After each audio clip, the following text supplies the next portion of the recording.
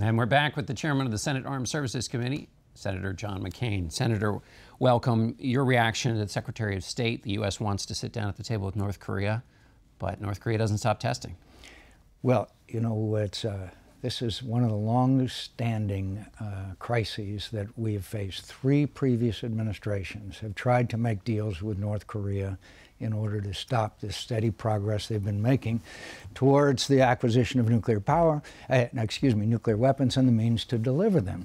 And I'm all for us going back to the table, but I'm not sure that we aren't facing a serious situation here of 2 options. One, a nuclear-armed North Korea, or war with North Korea, so we would prevent them from the further acquisition. So it seems to me China is very important, and yet we can't revisit that same old scenario we had before.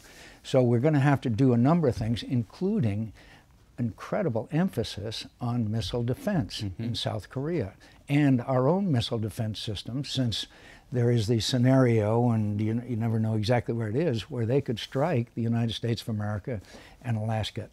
Both of those are unacceptable options. So I think missile defense, I think we're trying to influence China to rein in their behavior, which China has never done. This is probably one of the most serious international crises, national security crises we've faced. Give me your assessment of the administration. Secretary Tillerson suggested today that all of this is backed up by a swift military capability.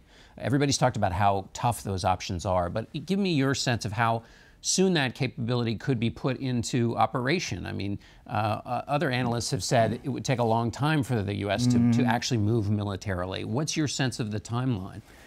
I think it's difficult, but I think we are making sure that we have the capability as far as militarily in South Korea, but also the emphasis now has to be on missile defense to a large degree. I have great confidence in our capability to develop counter-missile capability. We don't have that right now, when some analysts are saying that they have already the capability to hit the United States of America. You're working very hard on the defense reauthorization in the Senate. Let me ask you about this. There have been a number of incidents, 8 so far this summer, including one on the USS John McCain, named after your father and grandfather. You said this on the Senate floor this week. This is you. We are killing more of our own people in training than our enemies are in combat. Why is that happening?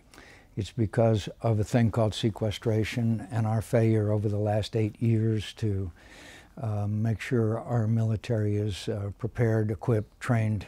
Whenever you cut defense capabilities, the first thing that goes is the training and the readiness, and because that's easy enough to cancel. If it's a new weapon system or something of significant impact, then that's a lot harder. So the first thing that goes is that. And so our readiness continues to suffer, and the training that they need very badly is not there. And I would add to that, adding on all this political correctness stuff with a shrinking military, when you really look at how much time they have at actual training and readiness, it's continued to shrink. So we have accident after accident after accident. We are killing more Americans in uniform in training than we are in engagement with the enemy. That's not acceptable. Can that be fixed in the defense reauthorization that you're working on? It can be fixed in the defense authorization as far as authorizing. The appropriations, the money side, is still on the decline, and we have to fix that. And I would quote no less a expert than the chairman of the Joint Chiefs of Staff, who said, if we don't turn this around within 5 years, our adversaries will have caught up with us in capabilities. We don't want to do that, and we don't want to do that to the young men and women who are serving. Look, when we don't fund them adequately, and I'm sorry I get a little heated about this, when we don't fund them adequately, we put their lives in danger. That's what the service chiefs have told us. Don't we have a responsibility to these young men and women and their families? I called the families of the 10 that were killed on the USS McCain. I'll tell you, that is one of the most heartbreaking things that you can do.